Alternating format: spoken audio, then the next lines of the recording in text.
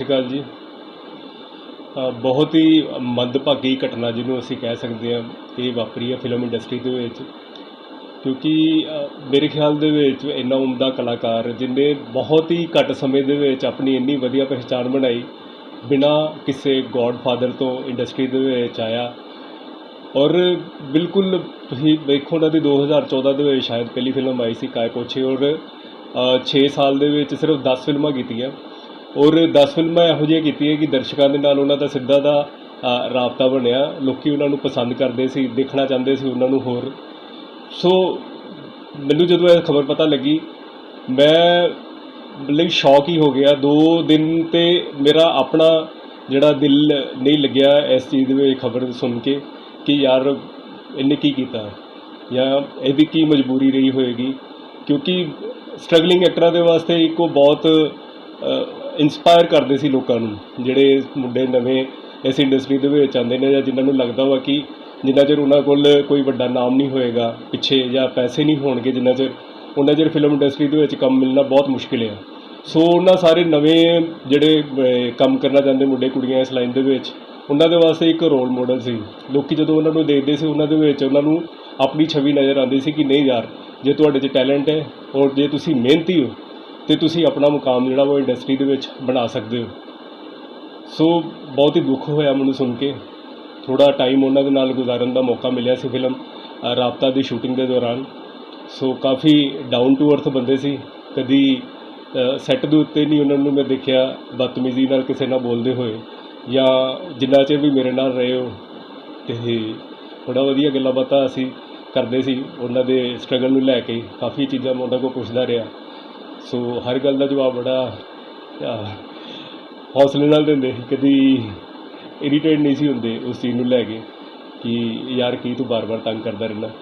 ਸੋ ਸਗੋਂ ਕਈ ਵਾਰੀ ਉਹਨਾਂ ਦਾ ਇਹ ਹੁੰਦਾ ਸੀ ਕਿ ਯਾਰ ਆਪਾਂ ਆਏ ਇੱਥੇ ਅੰਮ੍ਰਿਤਸਰ ਦੇ ਵਿੱਚ ਅਤੇ ਆਪਾਂ ਨੂੰ ਸ਼ਹਿਰ ਵੀ ਘੁੰਮਣਾ ਵਾ, ਮੈਂ ਦੇਖਣਾ ਚਾਹੁੰਦਾ ਵਾ ਅੰਮ੍ਰਿਤਸਰ ਸ਼ਹਿਰ।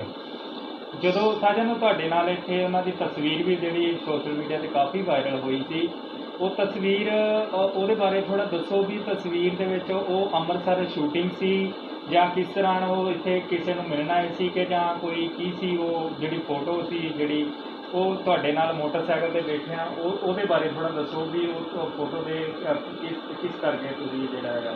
ਐਕਚੁਅਲ ਦੇ ਵਿੱਚ ਉਹ ਸ਼ੂਟਿੰਗ ਜਦੋਂ ਕਰਨ ਇੱਥੇ ਆਏ ਸੀ, ਫਿਲਮ ਰਾਬਤਾ ਦਾ ਸ਼ੂਟ ਇੱਥੇ ਚੱਲਦਾ ਪਿਆ ਸੀ, ਉਸ ਵੇਲੇ ਮੈਂ ਉਸ ਫਿਲਮ ਦਾ ਕਾਸਟਿੰਗ ਡਾਇਰੈਕਟਰ ਸੀ। ਉਸ ਵੇਲੇ ਹੀ ਉਹਨਾਂ ਦੇ ਨਾਲ ਮੁਲਾਕਾਤ ਹੋਈ ਸੀ। ਸੋ ਮੇਰੀ ਇੱਕ ਸਪੈਸ਼ਲ ਡਿਊਟੀ ਲੱਗੀ ਸੀ, ਕਿਉਂਕਿ ਉਹਨਾਂ ਨੂੰ ਲੱਗਦਾ ਸੀ ਕਿ ਇਹ ਕਲਾਕਾਰ ਆ ਔਰ ਜ਼ਿਆਦਾ ਇਰੀਟੇਟ ਨਹੀਂ ਕਰੇਗਾ, ਇਸ ਕਰਕੇ ਉਹਨਾਂ ਨੇ ਪ੍ਰੋਡਕਸ਼ਨਸ ਨੇ ਮੇਰੇ ਨੂੰ ਕਿਹਾ ਕਿ ਇਹਨਾਂ ਦਾ ਖਿਆਲ ਤੁਸੀਂ ਰੱਖਣਾ ਹੈਗਾ ਵਾ, ਜਿੱਥੇ ਵੀ ਇਹਨਾਂ ਨੇ ਆਉਣਾ ਜਾਣਾ ਵਾ ਉਹ ਤੁਸੀਂ ਆਉਣਾ ਜਾਣਾ। ਸੋ ਕਈ ਵਾਰੀ ਇਹੋ ਜਿਹਾ ਹੁੰਦਾ ਸੀ ਕਿ ਸ਼ਹਿਰ ਦੇ ਵਿੱਚ ਰਸ਼ ਬਹੁਤ ਹੁੰਦਾ ਸੀ ਔਰ ਗੱਡੀਆਂ ਕਾਰਾਂ ਜਿਹੜੀਆਂ ਹੈਗੀਆਂ ਨੇ ਉਹ ਆਉਣਾ ਬੜਾ ਮੁਸ਼ਕਿਲ ਹੁੰਦਾ ਸੀ ਲੋਕੇਸ਼ਨ ਤੱਕ ਪਹੁੰਚਣਾ। ਸੋ ਬਾਈਕ ਦੇ ਉੱਤੇ ਵੀ ਬੈਠਣ ਲੱਗਿਆਂ ਨੂੰ ਉਹਨਾਂ ਨੂੰ ਕੋਈ ਪ੍ਰੋਬਲਮ ਨਹੀਂ ਸੀ ਹੁੰਦੀ। ਉਹਨਾਂ ਨੇ ਕਹਿਣਾ ਸਰ ਬਾਈਕ ਦੇ ਉੱਤੇ ਜਾਣਾ, ਉਹਨਾਂ ਨੇ ਬੋਲਣਾ ਕਿ ਚੱਲ ਕੋਈ ਗੱਲ ਨਹੀਂ, ਆਪਾਂ ਮੂੰਹ ਢੱਕ ਕੇ ਨਿਕਲ ਜਾਵਾਂਗੇ, ਅਸੀਂ ਸ਼ਹਿਰ ਦਾ ਗੇੜਾ ਵੀ ਕੱਢਾਵਾਂਗੇ ਨਾਲ। ਸੋ ਉਸੇ ਤਰ੍ਹਾਂ ਹੀ ਮੇਰੇ ਕਿਸੇ ਫਰੈਂਡ ਨੇ ਉਹ ਫੋਟੋ ਖਿੱਚੀ ਜਿਹੜੀ ਇੱਕ ਯਾਦਗਾਰ ਬਣ ਗਈ ਅੱਜ, ਜਦੋਂ ਵੀ ਉਸ ਚੀਜ਼ ਨੂੰ ਯਾਦ ਕਰਦੇ ਆ। ਅਤੇ ਜਦੋਂ ਬਾਈਕ ਦੇ ਉੱਤੇ ਉਹਨਾਂ ਨੇ ਬੈਠਣਾ ਅਤੇ ਅਸੀਂ ਕਾਫੀ ਸਾਰੀਆਂ ਗੱਲਾਂ ਕਰਦੇ ਹੋਏ ਜਾਣਾ, ਕਾਫੀ ਉਹਨਾਂ ਨਾਲ ਹਾਸਾ ਮਖੌਲ ਵੀ, ਕਾਫੀ ਹਾਸਾ ਮਜ਼ਾਕ ਸੀ ਬੰਦਾ ਸ਼ਾਂਤ। ਸੋ ਉਹ ਚੀਜ਼ਾਂ ਬਹੁਤ ਯਾਦ ਆਉਂਦੀਆਂ ਨੇ ਅੱਜ। ਕਿਹੜੀ ਫਿਲਮ ਹੈਗੀ ਸੀ ਜਦੋਂ ਦੀ ਇਹ ਤਸਵੀਰ ਤੁਸੀਂ ਕੀਤੀ? ਇਹ ਸਰ ਰਾਬਤਾ ਮੂਵੀ ਸੀ, ਅੱਜ ਤੋਂ 3 ਸਾਲ ਪਹਿਲੇ ਇੱਥੇ ਉਹਨਾਂ ਦੇ ਗਾਣੇ ਦਾ ਸ਼ੂਟ ਹੋਇਆ ਸੀ, ਦੇਖੋ ਸਾਡਾ ਸਵੈਗ। ਸੋ ਥੋੜ੍ਹੇ ਜਿਹੇ ਉਹ ਸੀਨ ਸੀ, ਕੁਛ ਉਹਨਾਂ ਦੇ ਏਅਰਪੋਰਟ 'ਤੇ ਸੀਨ ਸੀ। ਸੋ 4-5 ਦਿਨ ਦਾ ਸ਼ੈਡਿਊਲ ਸੀ ਅੰਮ੍ਰਿਤਸਰ। ਅਤੇ ਇਸ ਤੋਂ ਜਿਹੜਾ ਹੈਗਾ ਵਾ ਹੋਰ ਤੁਹਾਡੀ ਕੋਈ ਗੱਲਬਾਤ ਜਿਹੜੀ ਸੁਸ਼ਾਂਤ ਰਾਜਪੂਤ ਨਾਲ ਉਸ ਵੇਲੇ ਹੋਈ ਹੋਵੇ? ਮੈਂ ਸਰ ਉਹਨਾਂ ਨੂੰ ਇੱਕੋ ਚੀਜ਼ ਪੁੱਛੀ ਸੀ, ਜਿਵੇਂ ਮੈਂ ਤੁਹਾਨੂੰ ਦੱਸਿਆ ਕਿ ਉਹ ਬਹੁਤ ਸਾਰੇ ਨਵੇਂ ਸਟਰਗਲਿੰਗ ਐਕਟਰਾਂ ਦੇ ਵਾਸਤੇ ਇੱਕ ਰੋਲ ਮਾਡਲ ਸੀ। ਸੋ ਮੈਂ ਵੀ ਉਹਨਾਂ ਕੋਲ ਇਹ ਚੀਜ਼ ਜਾਣਨਾ ਚਾਹੁੰਦਾ ਸੀ ਕਿ ਉਹ ਜਦੋਂ ਸਟਰਗਲ ਕਰਦੇ ਸੀ ਉਹਨਾਂ ਨੂੰ ਕਿਸ ਤਰ੍ਹਾਂ ਦਾ ਲੱਗਦਾ ਸੀ, ਜਾਂ ਅਸੀਂ ਇੱਥੇ ਬੈਠੇ ਹੋਏ ਹਾਂ ਜਾਂ ਅਸੀਂ ਕੀ ਕਰੀਏ ਜਿਹੜੀ ਉਸ ਲਾਈਨ ਨੂੰ ਫੜ ਸਕੀਏ।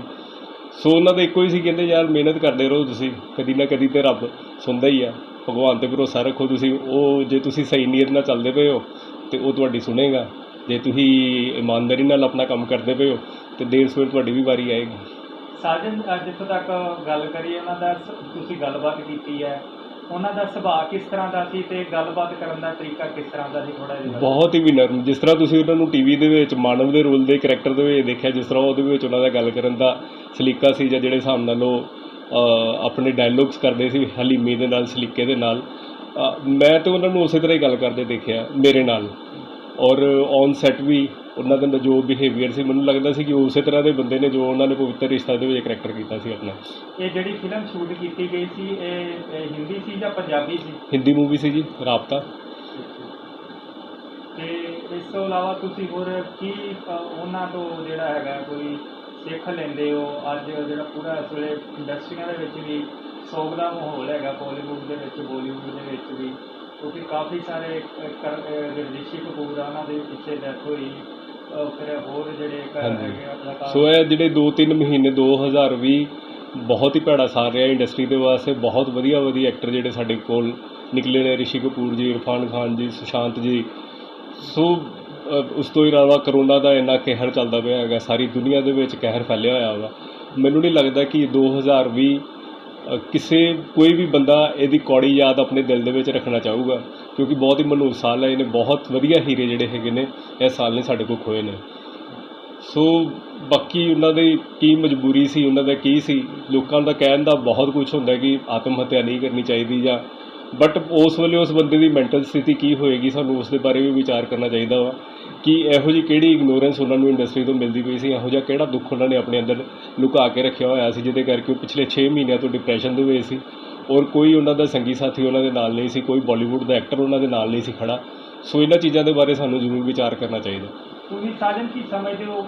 ਕਹਿੰਦੇ ਜਦੋਂ ਉਹਨਾਂ ਦੀ ਸੁਸ਼ਾਂਤ ਰਾਜਪੂਤ ਦੀ ਮੌਤ ਹੋਈ ਆ, ਉਹਨਾਂ ਨੇ ਫਾਹ ਲਾਇਆ, ਇਸ ਤਰ੍ਹਾਂ ਦੀਆਂ ਕੁਝ ਖਬਰਾਂ ਜਿਹੜੀਆਂ ਜੋ ਸਾਹਮਣੇ ਆਉਣ ਡਈਆਂ, ਤੁਸੀਂ ਸਮਝਦੇ 4 ਦਿਨ ਪਹਿਲਾਂ ਉਹਨਾਂ ਦੀ ਮੈਨੇਜਰ ਵੀ ਜਿਹੜੀ ਦਿਸ਼ਾ ਸਲਿਆਨ ਹੈ ਉਹਨਾਂ ਦੀ ਵੀ ਮੌਤ ਹੋ ਗਈ ਸੀ, ਤੁਸੀਂ ਕੀ ਸਮਝਦੇ ਉਹਦੇ ਪਿੱਛੇ ਕੀ ਕਾਰਨ ਹੈ ਜਾਂ ਕਿਉਂ ਇਸ ਤਰ੍ਹਾਂ ਜਿਹੜੀਆਂ ਕੁਛ ਮੌਤ ਕਹਿੰਦੇ ਵੀ ਇਸ ਤਰ੍ਹਾਂ ਨੈਚੁਰਲ ਕੋਈ ਕੁਦਰਤੀ ਹੋ ਜਾਂਦੀ ਹੈ, ਅਤੇ ਉਹ ਚਲੋ ਗੱਲ ਵੱਖਰੀ ਹੈ। ਆਏ ਦਿਨ ਜਿਹੜਾ ਇਸ ਤਰ੍ਹਾਂ ਇੰਡਸਟਰੀ ਦੇ ਵਿੱਚ ਜਿਹੜਾ ਅਦਾਕਾਰਾਂ ਨਾਲ ਇਸ ਤਰ੍ਹਾਂ ਦੀਆਂ ਜਿਹੜੀਆਂ ਘਟਨਾਵਾਂ ਸਾਹਮਣੇ ਆਉਂਦੀਆਂ, ਤੁਸੀਂ ਕੀ ਸਮਝਦੇ ਹੋ ਇਹ ਕੀ ਕਾਰਨ ਹੈ ਇਹਦਾ ਹੈਗਾ? ਆਈ ਥਿੰਕ ਇਹਦਾ ਸਭ ਤੋਂ ਵੱਡਾ ਕਾਰਨ ਜਿਹੜਾ ਹੈਗਾ ਵਾ ਮੈਂਟਲੀ ਸਟਰੈਂਥ, ਔਰ ਜਿਹੜਾ ਸਾਡਾ ਇੱਕ ਅੱਗੇ ਵਧਣ ਦੀ ਹੋੜ ਦੂਸਰਿਆਂ ਨਾਲੋਂ ਜਿਹੜੀ ਅਸੀਂ ਲਗਾ ਲਈ ਆਪਣੇ ਆਪ ਦੇ ਵਿੱਚ ਹੀ ਕਿ ਮੈਂ ਉਹਦੇ ਨਾਲੋਂ ਅੱਗੇ ਜ਼ਿਆਦਾ ਨਿਕਲਣਾ ਹੈਗਾ ਵਾ, ਉਹ ਦੌੜ ਔਰ ਇਨਸਾਨ ਦਾ ਇਕੱਲਾਪਨ। ਕਿਉਂਕਿ ਸੋਸ਼ਲ ਮੀਡੀਆ ਦੇ ਉੱਤੇ ਤੁਹਾਡੇ ਬਹੁਤ ਸਾਰੇ ਮਿੱਤਰ ਹੋਣਗੇ, ਬਹੁਤ ਸਾਰੇ ਤੁਹਾਡੇ ਫੈਨ ਹੋਣਗੇ, ਬਹੁਤ ਸਾਰੇ ਤੁਹਾਡੇ, ਪਰ ਉਹਨਾਂ ਸਾਰਿਆਂ ਨਾਲ ਤੁਸੀਂ ਆਪਣੇ ਦਿਲ ਦੀ ਗੱਲ ਨਹੀਂ ਕਰ ਸਕਦੇ। ਔਰ ਇੰਡਸਟਰੀ ਦੀ ਬਹੁਤ ਵੱਡੀ ਇੱਕ ਨਾਕਾਮਯਾਬੀ ਹੈਗੀ ਹੈ ਕਿ ਇਹਦੇ ਵਿੱਚ ਇੱਕ ਦੂਸਰੇ ਵਾਸਤੇ ਕਿਸੇ ਕੋਲ ਟਾਈਮ ਹੀ ਨਹੀਂ ਹੈਗਾ, ਸਾਰਿਆਂ ਦੇ ਆਪਣੇ ਆਪਣੇ ਪ੍ਰੋਜੈਕਟ ਨੇ, ਆਪਣੇ ਆਪਣੇ ਉਹਨਾਂ ਦੇ ਕਮਿਟਮੈਂਟ ਨੇ। ਸੋ ਉਹਦੇ ਕਰਕੇ ਉਹਨਾਂ ਦੀ ਜਿਹੜੀ ਆਪਸੀ ਬਾਤਚੀਤ ਜਿਹੜੀ ਹੈਗੀ ਆ, ਆਪਸੀ ਬੋਲਚਾਲ ਹੈਗੀ ਆ, ਉਹ ਆਪਸ ਵਿੱਚ ਸਾਰੀ ਖਤਮ ਹੋਈ ਪਈ ਹੈ। ਪੰਜਾਬ ਅਤੇ ਹਿੰਦੀ ਇੰਡਸਟਰੀ, ਤੁਸੀਂ ਪੰਜਾਬੀ ਇੰਡਸਟਰੀ ਦੇ ਵਿੱਚ ਵੀ ਅਸੀਂ ਦੇਖਾਂਗੇ ਬਹੁਤ ਸਾਰੇ ਕਲਾਕਾਰ ਇਸ ਤਰ੍ਹਾਂ ਦੇ ਹੈਗੇ ਨੇ, ਕਿਉਂਕਿ ਉਹਨਾਂ ਦਾ ਕੰਮ ਉਸ ਤਰ੍ਹਾਂ ਦਾ ਹੈਗਾ, ਉਹਨਾਂ ਨੇ ਆਪਣੇ ਸ਼ੈਡਿਊਲ ਉਹਨਾਂ ਦੇ ਉਸ ਤਰ੍ਹਾਂ ਦੇ ਬਣੇ ਹੋਏ ਨੇ, ਲੱਖਾਂ ਉਹਨਾਂ ਦੇ ਚਾਹਣ ਵਾਲੇ ਨੇ, ਉਹ ਫੈਨਸ ਨੂੰ ਖੁਸ਼ ਕਰਨ ਦੇ ਚੱਕਰ ਦੇ ਵਿੱਚ ਆਪਣਾ ਆਪ ਕਿਤੇ ਨਾ ਕਿਤੇ ਗਵਾ ਰਹੇ ਨੇ, ਮੈਨੂੰ ਇਹ ਲੱਗਦਾ। ਤੁਸੀਂ ਮੰਨਦੇ ਹੋ ਕਿ ਉਹਨਾਂ ਦੀ ਹੋਰ ਕੋਈ ਕਾਰਨ ਨਹੀਂ ਹੈ ਉਹਨਾਂ ਦੀ ਮੌਤ ਦੇ ਪਿੱਛੇ, ਕਿ ਡਿਪਰੈਸ਼ਨ ਜਿਹੜਾ ਕਰੋਨਾ ਦੀ ਵਜ੍ਹਾ ਜਿਹੜਾ ਬੰਦ ਆ ਉਹਦੇ ਕਰਕੇ ਜਿਹੜਾ ਜਿਹੜੇ ਅਦਾਕਾਰ ਹੈ ਇਹਨਾਂ ਦੇ ਉੱਤੇ ਵੱਡਾ ਅਸਰ ਵੇਖਣ ਨੂੰ ਮਿਲਿਆ? ਆਈ ਥਿੰਕ ਸੁਸ਼ਾਂਤ ਵਰਗੇ ਕਲਾਕਾਰ ਦੇ ਉੱਤੇ ਤੇ ਕਰੋਨਾ ਨੂੰ ਲੈ ਕੇ ਜਾਂ ਆਰਥਿਕ ਤੰਗੀ ਨੂੰ ਲੈ ਕੇ ਜਿਹੜੀ ਚੀਜ਼ਾਂ ਹੈਗੀਆਂ ਨੇ ਉਹ ਤਾਂ ਉਹਨਾਂ ਦੇ ਲਈ ਕੋਈ ਕਹਾਣੀ ਨਹੀਂ ਬਣਦੀ, ਉਹਨਾਂ ਦਾ ਕੋਈ ਮੀਨ ਵੀ ਨਹੀਂ ਬਣਦਾ। ਮੈਨੂੰ ਜੋ ਉਹਨਾਂ ਦੀ ਮੌਤ ਦਾ ਵੱਡਾ ਕਾਰਨ ਲੱਗਦਾ ਉਹਨਾਂ ਦਾ ਇਕੱਲਾਪਨ ਹੀ ਲੱਗਦਾ ਵਾ।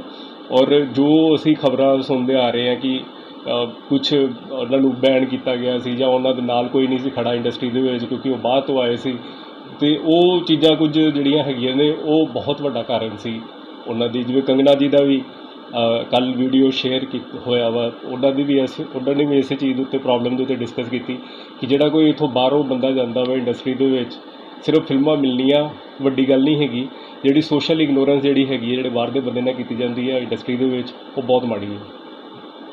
ਸਾਜਨ, ਜਦੋਂ ਸੁਸ਼ਾਂਤ ਰਾਜਪੂਤ ਹੁਣਾਂ ਦੀ ਮੌਤ ਹੋਈ ਤੁਸੀਂ ਕਿਸ ਤਰ੍ਹਾਂ ਦਾ ਫੀਲ ਕਰ ਰਹੇ ਸੀ ਉਸ ਵੇਲੇ, ਜਾਂ ਕੀ ਤੁਸੀਂ ਆਪਣੇ ਘਰ ਦੇ ਵਿੱਚ, ਪਰਿਵਾਰ ਦੇ ਵਿੱਚ ਜਾਂ ਆਪਣੇ ਦੇ ਵਿੱਚ ਸੀ, ਜਾਂ ਕਿਸ ਤਰ੍ਹਾਂ ਦਾ ਮਾਹੌਲ ਸੀ ਉਹ ਵੇਲੇ ਜਦੋਂ ਤੁਹਾਨੂੰ ਇਹ ਗੱਲ ਪਤਾ ਲੱਗੀ? ਆਪਣੀ ਫਿਲਮ ਆ ਰਹੀ ਸੀ PTC ਪੰਜਾਬੀ ਦੇ ਉੱਤੇ, ਗੈਂਗਸਟਰ ਵਰਸਸ ਸਟੇਟ।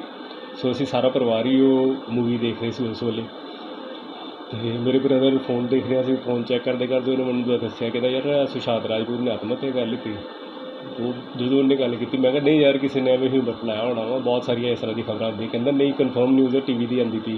ਅਤੇ ਮੈਂ ਉਸ ਵੇਲੇ ਨਿਊਜ਼ ਚੈਨਲ ਲਗਾਇਆ ਔਰ ਨਿਊਜ਼ ਚੈਨਲ ਦੇਖ ਕੇ ਬੜਾ ਅਫਸੋਸ ਹੋਇਆ, ਧੱਕਾ ਜਿਹਾ ਲੱਗਿਆ ਔਰ ਉਸ ਤੋਂ ਬਾਅਦ 'ਚੋਂ ਫਿਰ ਮੈਨੂੰ ਆਪਣੀ ਫਿਲਮ ਵੀ ਚੇਤਾ ਭੁੱਲ ਗਈ। ਫਿਰ ਮੈਂ ਖਬਰਾਂ ਦੇ ਉੱਤੇ ਹੀ ਆ ਗਿਆ, ਸਿਰਫ ਪੂਰੀ ਰਾਤ ਤੱਕ ਉਹ ਨਿਊਜ਼ ਹੀ ਦੇਖਦੇ ਰਹੇ ਕਿ ਕੀ ਹੋਇਆ, ਕਿਸ ਤਰ੍ਹਾਂ ਹੋਇਆ, ਜਾਂ ਕੁਛ ਪਤਾ ਲੱਗੇ, ਕੁਛ ਉਹਨਾਂ ਨੇ ਛੱਡਿਆ ਹੋਵੇ, ਆਪਣਾ ਨੋਟ ਛੱਡਿਆ ਹੋਵੇ ਕਿਸੇ ਲੋਕ ਵਾਸਤੇ, ਕਿਸੇ ਬੰਦੇ ਵਾਸਤੇ ਕਿ ਕਿਹੜੀ ਗੱਲੋਂ ਉਹਨਾਂ ਨੇ ਇਹ ਕੀਤਾ।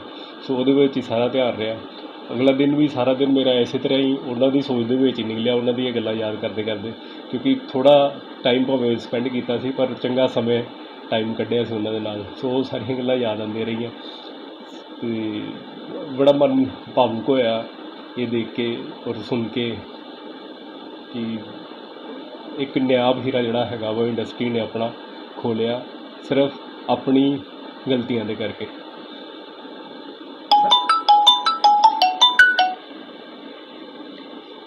ਸਾਜਨ, ਤੁਸੀਂ ਹੁਣ ਮੈਂ ਤੁਹਾਡੇ ਤੋਂ ਇਹ ਜਾਣਨਾ ਚਾਹੁੰਦਾ ਕਿ ਜਿਵੇਂ ਇੰਡਸਟਰੀ ਦੇ ਵਿੱਚ ਕਾਫੀ ਸਾਰੇ ਜਿਹੜੇ ਨਵੇਂ ਰੋਲ ਮਾਡਲ ਹੈਗੇ ਆ, ਕੰਮ ਕਰਦੇ ਆ ਜਾਂ ਕਾਫੀ ਦੇਰ ਤੋਂ ਜਿਹੜੇ ਕਰਦੇ ਆਉਂਦੇ ਕੰਮ, ਕੁਛ ਉਹਨਾਂ ਦੇ ਵਿੱਚ ਕਾਫੀ ਪੁਰਾਣੇ ਵੀ ਜਿਹੜੇ ਅਦਾਕਾਰ ਹੈਗੇ ਆ ਜਿਹੜੇ ਕਾਫੀ ਦੇਰ ਤੋਂ ਫਿਲਮਾਂ ਦੇ ਵਿੱਚ ਹੈਗੇ ਆ।